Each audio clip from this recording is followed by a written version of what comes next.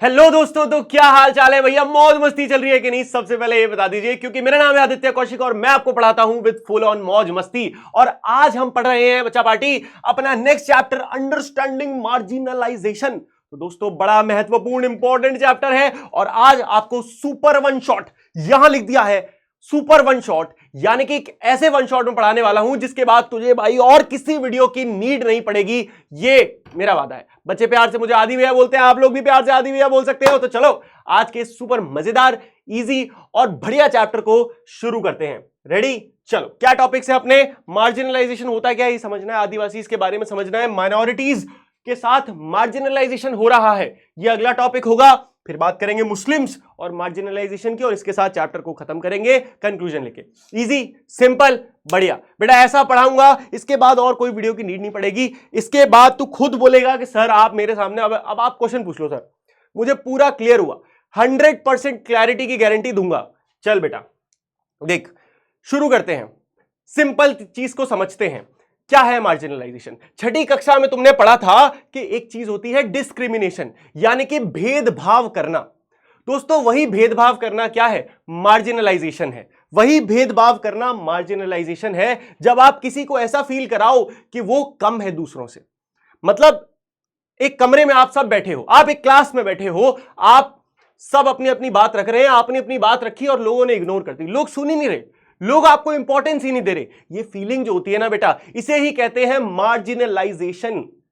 कि आप फिजिकली बिल्कुल बढ़िया हो लेकिन लोग सोसाइटी में आपको रिस्पेक्ट नहीं दे रहे, और यही सोसाइटी की रिस्पेक्ट की वजह से आपकी लाइफ में बहुत सारे चेंजेस आते हैं। उनको और बेहतर तरीके से समझेंगे। क्या है मार्जिनलाइजेशन? ये एक ऐसा प्रोसेस है जहां पे कुछ मेंबर्स को हम इक्वल इंपॉर्टेंस नहीं देते, ना उनको पावर देते कि वो डिसीजंस ले पाए, और ऐसे ही लोगों को, ऐसी ही कम्युनिटीज को मार्जिनलाइज्ड कहा जाता है ना? कुछ दिमाग में आ रहा है कौन सी कम्युनिटीज होंगी ये जो मार्जिनलाइज होंगी? क्या ये आज भी होता है?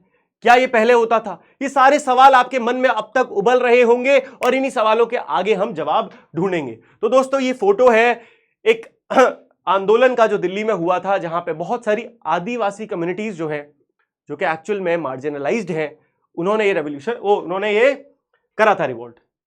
अब देखो, सोशली मार्जिनलाइज्ड एक टर्म आया है, सोशली इंपॉर्टेंट है। और आपकी एनसीईआरटी का जो लास्ट क्वेश्चन है, एनसीईआरटी में पीछे जाओगे एक्सरसाइजेज है, जो लास्ट क्वेश्चन है उसमें एक सवाल है कि सोशली मार्जिनलाइज्ड और इकोनॉमिकली मार्जिनलाइज्ड, इनके बीच में कोई इंटरलिंक है, ये समझना है। ठीक है बेटा, एनसीईआरटी मैं इतनी बार देख चुका हूं, इतने टाइम से पढ़ा रहा हूं, मुझे एक एक चीज पता है, कहां से क्वेश्चन उठता है, कहां से क्वेश्चन बनता है।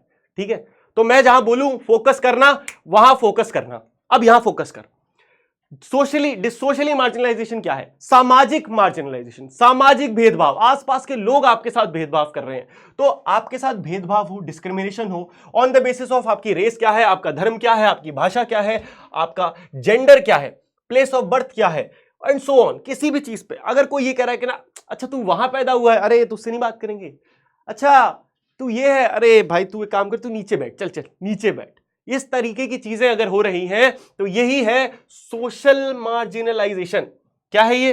क्या है बेटा? ये फिर से बोल, मेरे साथ बोल, बहुत इजी, बहुत इजी, फटाफट बोल। सोशल मार्जिन, अरे बाप रे बाप, ये तो बहुत बड़ा हो गया। हाँ, सोशल मार्जिनलाइजेशन क्लियर हो रहा है?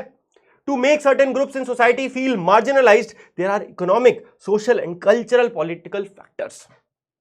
किसी को भी मार्जिनलाइज्ड फील कराने के लिए कुछ चीजें होती हैं, है ना? कुछ चीजें होती है जो डिपेंड करती हैं।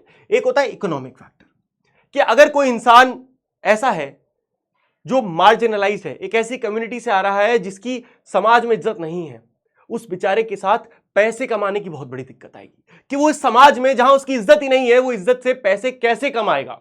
चलो, उसके बाद सोशल, इज्जत तो है ही नहीं, कल्चरल, उसके कल्चर की और उसके पॉलिटिकल फैक्टर्स की, ये सारी चीजें हैं। उसके बाद social exclusion leads communities not having access to resources, इस वजह से कि समाज ने उनको बेहद अलग कर दिया है, समाज ने उनको निकाल के अपने फेंक दिया है, तो अब उनको रिसोर्सेज कौन देगा? यही है सोशल मार्जिनलाइजेशन। तो सोशल मार्जिनलाइजेशन क्या होता है? बहुत इजीली समझो कि जब भी आपको आपकी इन सारी चीजों के बेसिस पे आपको किसी को भी मार्जिनलाइज करा जाए, उसको डिस्क्रिमिनेट, उसके साथ भेदभाव किया जाए, जिसकी वजह से वो सोशली, पॉलिटिकली, इकोनॉमिकली, कल्चरली पीछे हट जाए और वो अपनी डिस्कशंस, अपनी बातें आगे रख ही ना पाए। That is social marginalisation. हुआ 100% क्लियर?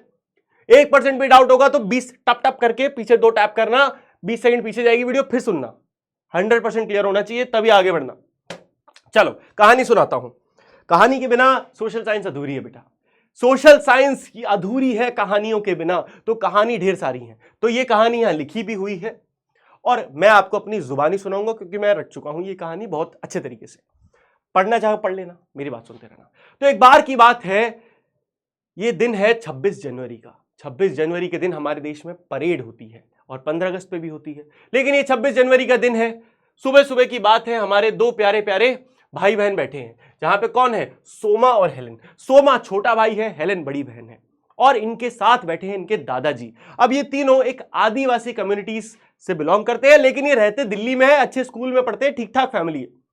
तो इन्होंने देखा परेड जा रही है। परेड में क्या दिखा रहे हैं कि आदिवासी कम्युनिटी आई, कैसे दिखा रहे हैं? जुंगा लाला हूं, जुंगा लाला हूं। तो वो जो बच्चा था सोमा, वो कहता है कि दादू, हम आदिवासी कम्युनिटीज को ये बार बार ऐसे जिंगा लाला हू करते हुए क्यों दिखाते हैं, नाचते हुए क्यों दिखाते हैं? क्या भाई हमारे पास और कोई कल्चर ही नहीं है?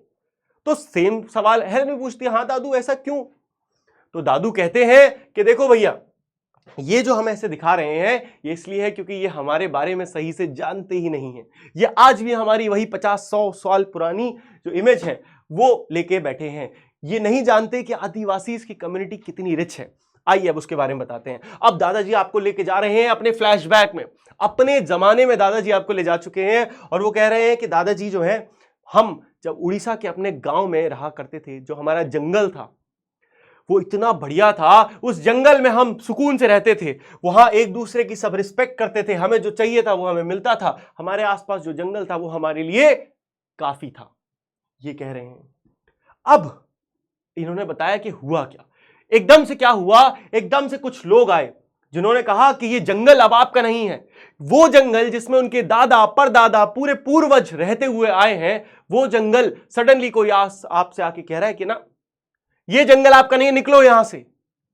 और इस वजह से उनको वहां से निकाल दिया गया। उन्होंने अगर प्रोटेस्ट करा तो वो पीटे गए, अगर ज्यादा समझदारी दिखाई तो उनको जेल में डाल दिया गया। इस तरीके की दिक्कतें हुई। तो अब हेलेन पूछती है कि दादाजी फिर हम बचे कैसे, फिर हमने कैसे सरवाइव किया? तो दादाजी बताते हैं कईयों को अपना घर छोड़ना पड़ा और आसपास के गांव में छोटे मोटे काम पकड़ने पड़े। कोई लेबर बन गया, कोई कुछ बन गया।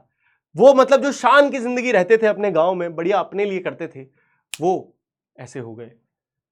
देन द कंपनी वालास केम। और दोस्तों फिर आती है एक नई एंट्री। अब इनकी जिंदगी में एक और नया इंसान आया। एक इंसान नहीं, मतलब इनकी जिंदगी में आए कंपनी वाले। अब आप गेस कर सकते हो, थोड़ा दिमाग लगाओ। तो हु वॉज दिस कंपनी वाला? कौन ये लोग हैं? इन्होंने आके बोला कि भैया सुनिए, आप सब गांव वाले इधर सुनिए, आप जिस जमीन पे बैठे हैं ये तो सोने की खदान है, इसके नीचे बहुत सोना है, हम उस सोने को निकालेंगे और आपको भी अमीर करेंगे, हम भी अमीर बनेंगे। इन्होंने कहा अच्छा कैसे? आप बस एक काम करिए, आप अपना ये घर छोड़ के बोरिया बिस्तरा बांध के निकल लो। अच्छा कहां निकल ले? कहीं निकल लो, हमें नहीं पता, एक काम करो पड़ोस वाले गांव में चले जाओ। उन्होंने कहा अरे ये तो गलत बात है, तो हमारा घर है। अरे नहीं नहीं नहीं, गलत कुछ नहीं है, हम आपको पैसे देंगे, हम आप दूसरे जहां जाके सेटल हो गए, हम आपको 5 लाख रुपए देंगे। हम नहीं देंगे, सरकार से दिलवाएंगे। तो भैया जो लोग लल्लू थे, लालची थे, वो मान गए, वो निकल लिए और इंतजार करने लगे पैसा आएगा एक दिन, एक दिन पैसा आएगा। वो कंपनी वाले ने कहा था पैसा देगा, हमको पैसा देगा। घर बिक गया। जिन्होंने करा जबरदस्ती कि नहीं हम नहीं छोड़ेंगे अपनी जमीन, उनको पिटाई हुई, जेल में डाला गया, मारा गया, पीटा गया। मतलब सोच सकते हो तुम्हें क्या क्या करवा सकते हैं, सब करवा दिया और जबरदस्ती अंगूठे लगवा दिए गए और बोला निकलो यहां से। और फाइनली उनको मार पीट के, उनसे नौकरी लेके, उन्हें जबरदस्ती वहां से रातों रात खाली कर दिया गया। तो अब हेलेन पूछती है दादू लेकिन आपने बताया था कि हमारी तो गांव में जमीन हो गई थी, उसका क्या? तो पता है क्या बोला? आप पहले ये सोचो दादू के पास कितनी जमीन होगी? थोड़ी बहुत 100 गज दो ना, 30 एकड़। 30 एकड़ जमीन थी दादू के पास। पहले लोगों के पास होती थी, बहुत बहुत जमीन होती थी, और उस 30 एकड़ जमीन के बदले उन्हें थोड़े से पैसे देके काट निकलो। तो ये हाल हुआ। अब देखो, अब मनी जो उन्होंने दिया था वो शहर में आने के बाद कुछ ही दिन चला, जिस वजह से अब उन्हें किराए के एकदम झोपड़पट्टी में रहना पड़ा। आपने देखा होगा आपके शहर में भी कुछ लोग हैं जो बेचारे छोटे छोटे झुग्गी झोपड़ियों में रहते हैं। कभी आप इनसे बात करेंगे, इनकी कहानी जानेंगे तो पता चलेगा कि अपने गांव में ये बड़ी शान की जिंदगी जिया करते थे, लेकिन कुछ बुरे कारणों के वर्ष इन्हें यहां आना पड़ा और यहां अपनी जिंदगी, ऐसी बुरी जिंदगी जीनी पड़ रही है। ठीक है, क्या लगता है इसमें इनकी गलती है? कुछ सालों बाद इनके पिताजी को जॉब मिल गई, जिसकी वजह से धीरे धीरे चीजें सही हो पाई। ठीक है, जिसकी वजह से सही हो पाई। उसके बाद ये बोला, सोम के दादू, मुझे याद है बचपन में मैं जब स्कूल जाता था तो मुझे बहुत दिक्कत होती थी, क्योंकि सोम उम्र में बड़ा था और अकल में कम था, क्योंकि ये जंगल में पले बड़े हैं। ये जिस कम्युनिटी से आते हैं वहां पे पढ़ाई इतनी इंपॉर्टेंट नहीं थी, सर्वाइवल इंपॉर्टेंट था। जियो और जीने दो पे चलती थी जिंदगी। लेकिन इन्होंने कहा नहीं, शहर आ गए भैया, शहरी बाबू बनना पड़ेगा, पढ़ाई लिखाई करो। अब बेचारे ये बड़े, इनके साथ वाले छोटे, तो इनको हमेशा क्या होता था, डिस्क्रिमिनेट किया जाता था। उस समय कास्ट भी बड़ी पॉपुलर चीज है। अब ये आदिवासी कम्युनिटी है, इनको एकदम लीस्ट कास्ट माना जाता है, शेड्यूल ट्राइब, एसटी लोग, इनके साथ बैठते भी नहीं है। तो वो सारी दिक्कतें इन्हें फेस करनी पड़ी। लेकिन अब हेलन ने बोला, लेकिन अब हम दोस्त हैं, अब हमारे दोस्त हैं, अब हम यहां बढ़िया रह रहे हैं, आज तक हमें ऐसे क्यों दिखाया जा रहा है? तो दादाजी कहते हैं कि अब तुम्हें ये अपनी कहानी जो है दुनिया को बतानी होगी कि आदिवासी जो हैं अब कितना डेवलप हो गए हैं। अब हम वैसे आदिवासी नहीं रहे, नाम रह गया आदिवासी, लेकिन अब हम जंगलों में नहीं रहते। समझ में आई कहानी? कैसी लगी कहानी? कहानी ओपी अच्छी लगी तो कहानी ओपी इन द चैट फटाफट कमेंट सेक्शन में फटाक से मार दो। कर दिया? चलो अब वापस आ जाओ। अरे जल्दी आओ। हाँ बढ़िया, आ जाओ। सवाल है, हु आर आदिवासी? आदिवासी है, उसके ऊपर हमने कहानी पढ़ ली है। कौन ये आदिवासी? दोस्तों, जंगल में रहने वाले लोग आदिवासी कहलाते थे। तो Adivasi refers to the original inhabitants. तो इसका एक्चुअल मतलब जो है, उसका मतलब है ओरिजिनली वहां रहने वाले लोग, original inhabitants. These are communities who lived and often continue to live in those in close association with forest. तो ये वो कम्युनिटी है जो कि अक्सर जंगलों में या जंगलों के आसपास रहती है।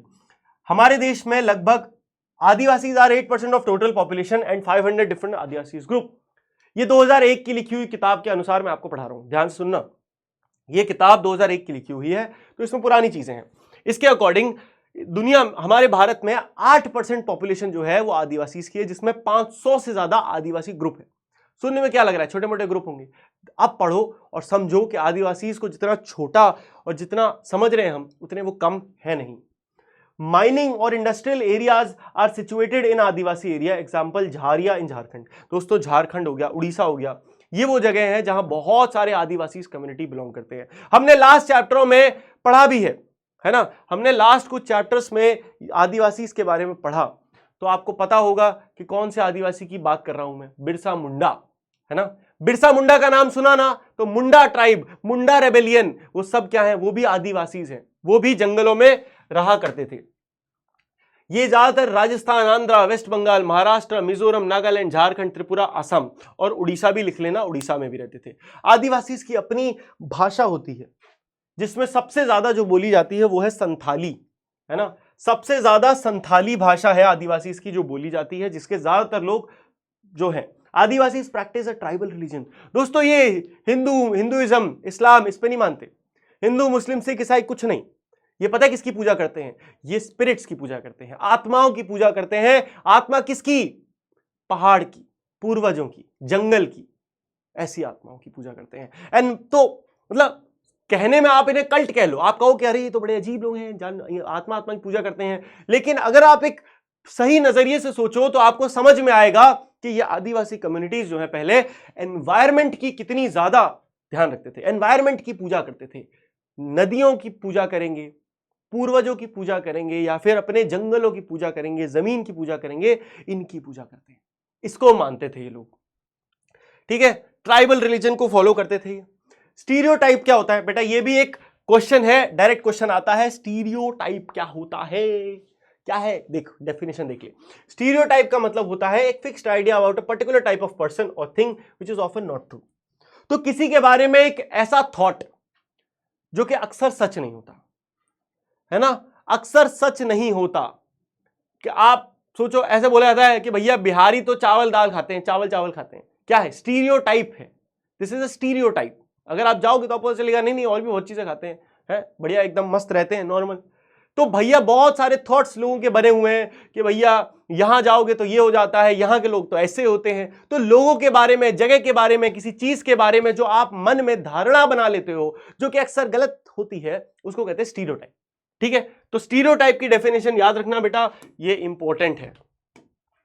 चलो आदिवासीज एंड स्टीरियोटाइपिंग की बात करते हैं। अब हमने आदिवासी समझ लिया, हमने स्टीरियोटाइप समझ लिया, आदिवासी भी क्लियर हुआ, स्टीरियोटाइप भी क्लियर हुआ। अब समझते हैं आदिवासी के बारे में, जो स्टीरियोटाइप है उनके बारे में। तो लोग अक्सर मानते हैं कि आदिवासी बड़े बैकवर्ड, पिछड़े और एग्जॉटिक होते हैं। एग्जॉटिक यानी कि सुंदर वाले एग्जॉटिक नहीं, एग्जॉटिक यानी कि जो समाज से बिल्कुल अलग हैं, जो एकदम जंगलों में रहते हैं, वो वाले एग्जॉटिक। आदिवासी को ब्लेम किया जाता है उनके लैक ऑफ एडवांसमेंट के लिए कि भैया ये मॉडर्न नहीं है, ये जाहिल लोग हैं, एकदम गंवार हैं, जंगलों में रहते हैं, जंगल वाला हु करते हैं, as they are believe to be resistant to change और अपग्रेड देयर लाइफस्टाइल।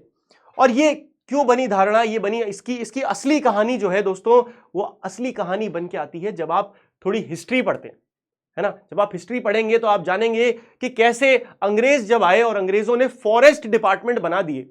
अभी तक हमारे राजा जो रहते थे ना, इंडिया के जो किंग्स थे, और ये जो जंगल में रहने वाले आदिवासी थे, इनके बीच में एक बढ़िया पैक्ट था। पैक्ट क्या था? राजा कहता था कि भैया देखो, मैं आपके जंगल में आके कोई आपको परेशान नहीं करूंगा, बदले में मुझे जो जरूरतें होंगी वो आप जंगल से पूरी कर दिया करिए। आदिवासियों ने कहा बिल्कुल राजा जी, आप हमें आके डिस्टर्ब मत करो, हम आपको नहीं डिस्टर्ब कर रहे, आप अपने शहर संभालो, हम अपने जंगल संभालते हैं। राजा ने कहा ओके सॉर्टेड। लेकिन अंग्रेज आए, अंग्रेजों ने कहा नहीं भैया, हम तो बना देंगे फॉरेस्ट डिपार्टमेंट और अब से जंगल भी हमारे, जंगल का सारा सामान हमारा। इसीलिए इनकी दिक्कतें शुरू हुई। अब जंगल जब इन्होंने बचाने की कोशिश करी, इनसे कहा गया अरे यार बाहर जाओ यार, है ना, बाहर रहो, लोगों की तरह रहो, शहर लो, पढ़ाई करो।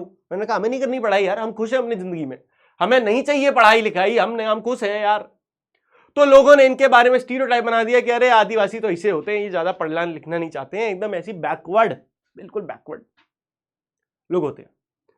लेकिन रियलिटी ये नहीं है भाई, reality is not this. Adivasis are invariably portrayed in very stereotypical ways in colourful customs, bread gear and through their dancing. तो ये सच बात है। अभी भी आप गूगल सर्च करो आदिवासी, आपको ऐसे फोटो मिलेंगे। अगर आप अपने दिमाग किसी रैंडम बंदे से बोलो आदिवासी, उसके दिमाग में क्या आएगा? ये आएगा, ये आदिवासी है। अब मैं आपको एक रियलिटी बताऊं दोस्तों, मेरा बहुत क्लोज फ्रेंड, बचपन का जो दोस्त है, ठीक है, उसका सरनेम है उरांव। और उरांव आपको पता होगा कि उरांव झारखंड के एक बहुत ट्राइबल कम्युनिटी से बिलोंग करते हैं, ये पूरी सोसाइटी। क्या लगता है? वो ट्राइबल कम्युनिटी से आता है, मेरा बेस्ट फ्रेंड है। और क्या लगता है वो कहाँ कुछ पढ़ा लिखा होगा? भाई साहब बंदा बीएचयू से पढ़ा हुआ है, मेरे साथ स्कूल में पढ़ा, फिर उसने बीएचयू से बैचलर ऑफ कॉमर्स पढ़ा, फिर मास्टर ऑफ कॉमर्स पढ़ा, अब एक बैंक में नौकरी कर रहा है, बढ़िया। तो भैया अब आदिवासी के बारे में ये इमेज जो है ये गलत है, दिस इज टोटली स्टीरियोटाइप। समझ में आया? आदिवासी और उसके डेवलपमेंट की बात करें तो देखो, जंगल एक बड़ा इंपॉर्टेंट रोल प्ले करता है उनके डेवलपमेंट में, क्योंकि भैया जानवर की बात करें, मिनरल्स की बात करें, एनिमल का प्रोड्यूस जो है, और टिम्बर लकड़ी और मेडिसिनल हर्ब्स, ये सब कहां से मिलते हैं? जंगल से मिलते हैं। Adivasis have deep knowledge of forest, है ना। आदिवासीज के पास बड़ी गहरी नॉलेज होती है जंगलों की। मैंने बोला ना, पहले के राजा महाराजा लोग कभी भी जंगल में छेड़छाड़ नहीं करते थे, क्योंकि जंगल में आप सोचो, जिस जंगल में घने जानवर रहते हैं, खतरनाक जानवर रहते हैं, उसी जंगल में ये आदिवासी कम्युनिटी बड़े सुकून से रहते थे। बड़े सुकून से कैसे रहते थे? क्योंकि ये जंगल की नफ्स से वाकिफ थे, ये जंगल को डीपली जानते थे। इन्होंने कभी कोई दवाइयों की जरूरत नहीं समझी, इन्हें एग्जैक्टली पता था कौन से पत्ते को कहां लगा देंगे तो ठीक हो जाएगा इंसान, कौन सा पत्ता खा लेंगे तो कौन सी बीमारी ठीक हो जाएगी, सब इनको पता था। खाना क्या बनाना है पता था, कैसे घर बनाना है पता था, सारी चीजें इन्हें अपनी पता थी।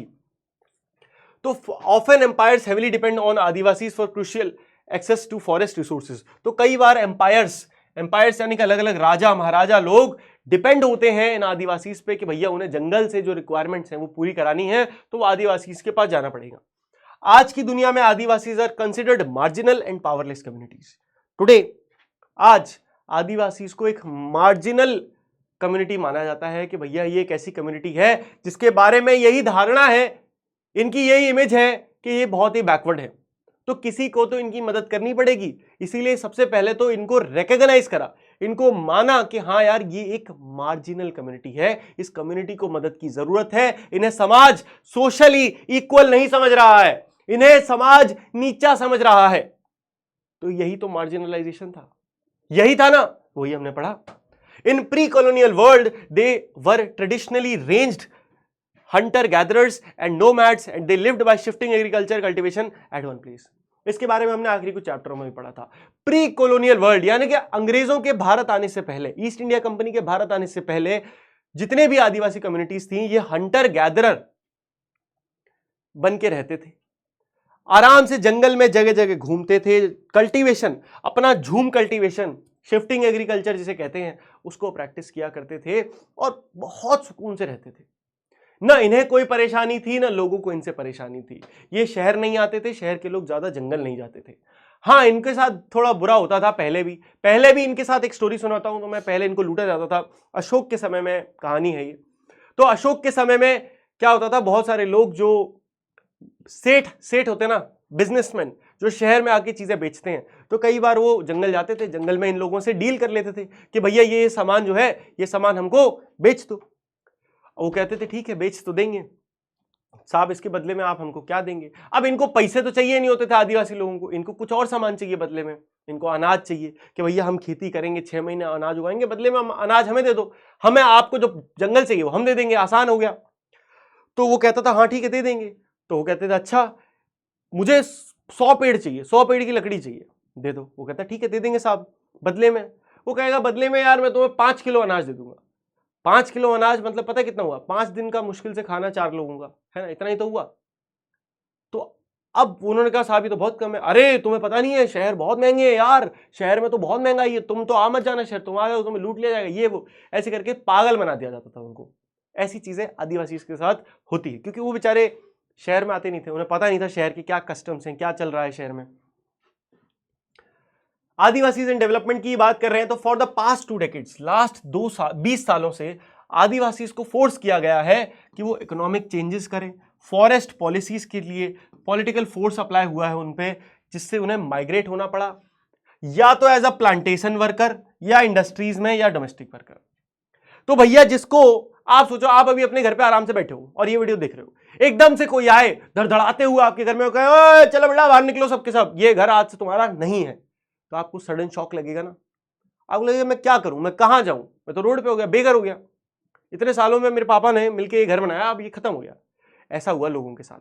इन्हें अपने जंगल से बाहर निकाल दिया गया तो लोगों को अलग अलग दिक्कतें आई भैया। कुछ जाके पॉलिटिक क्या बन गए, प्लांटेशन वर्कर बन गए, कुछ जाके लोगों के खेत पे काम करने लगे।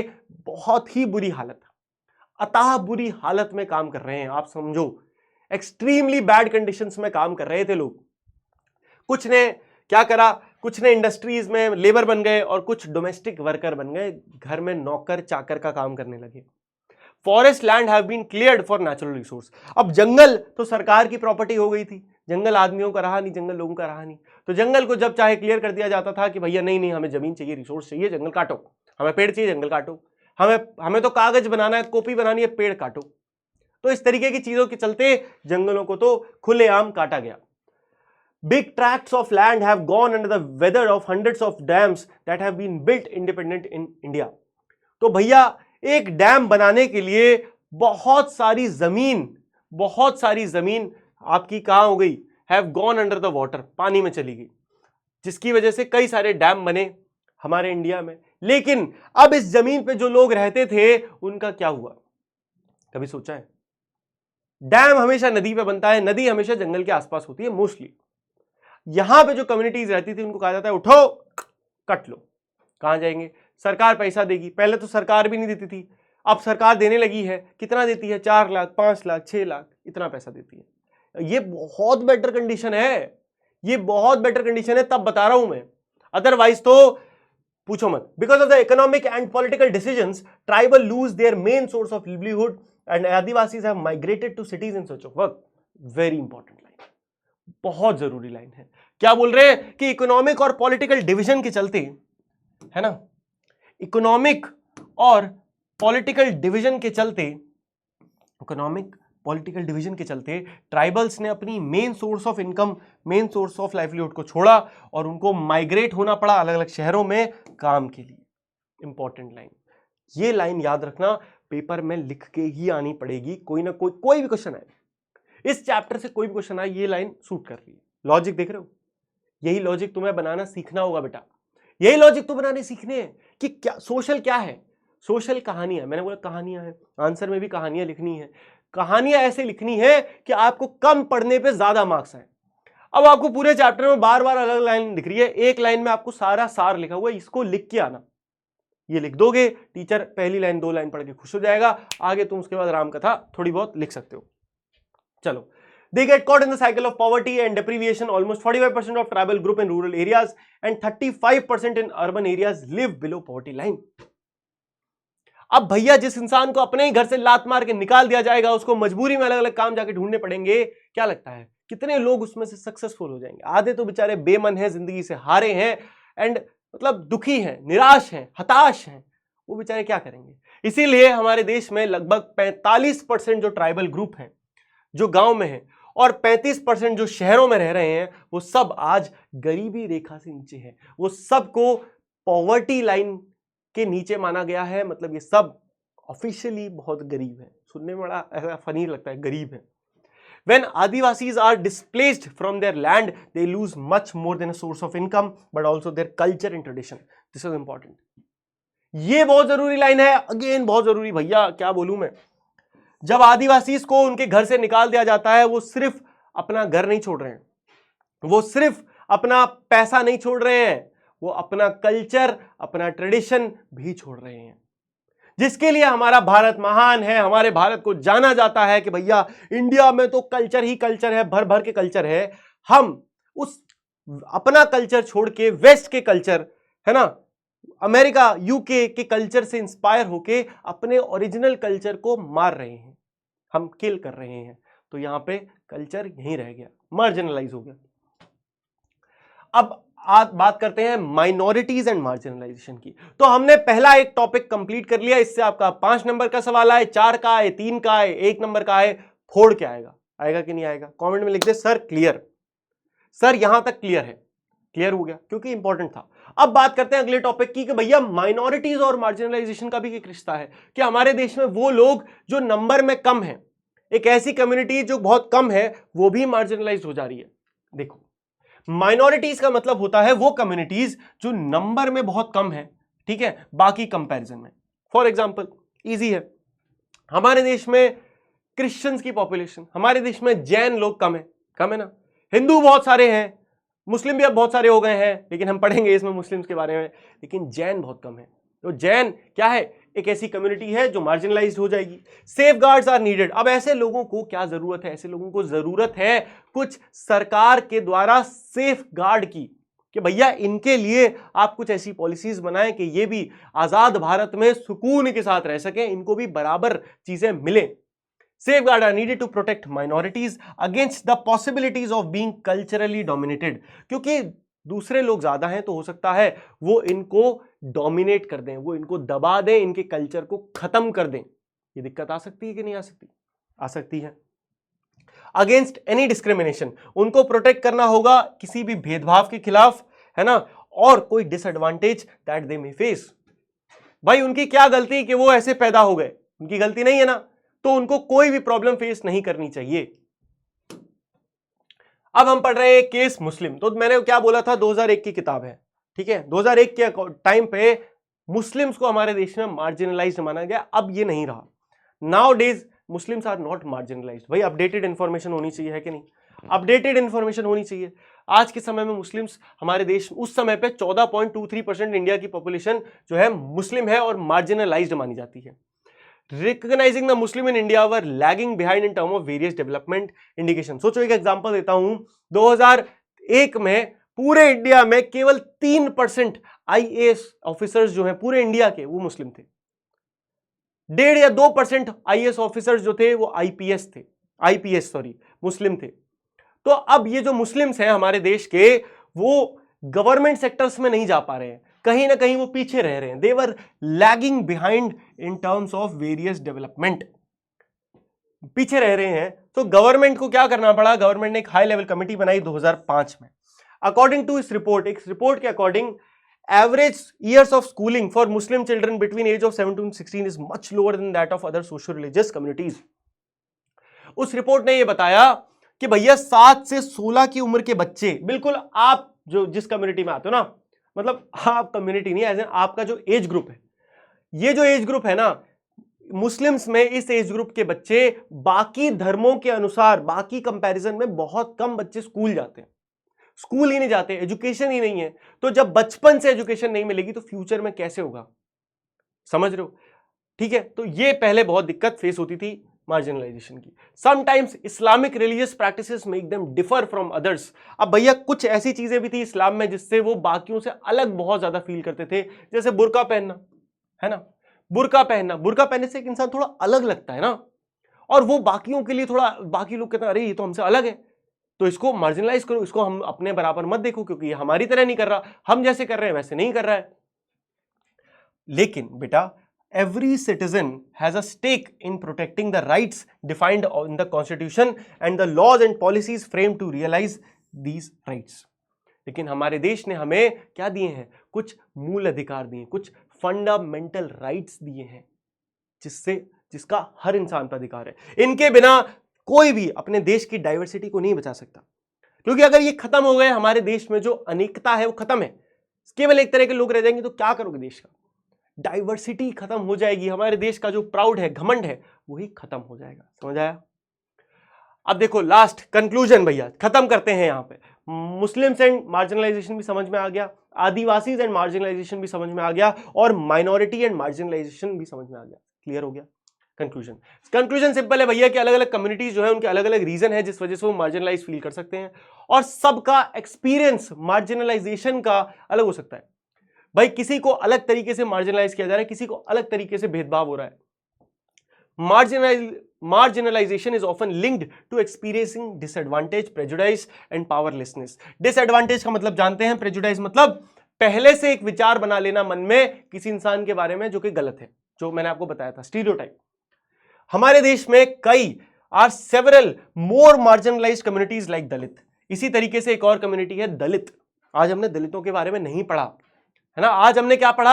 आज हमने पढ़ा ट्राइबल्स के बारे में, मुस्लिम्स के बारे में, लेकिन ऐसी ही एक कम्युनिटी है दलित।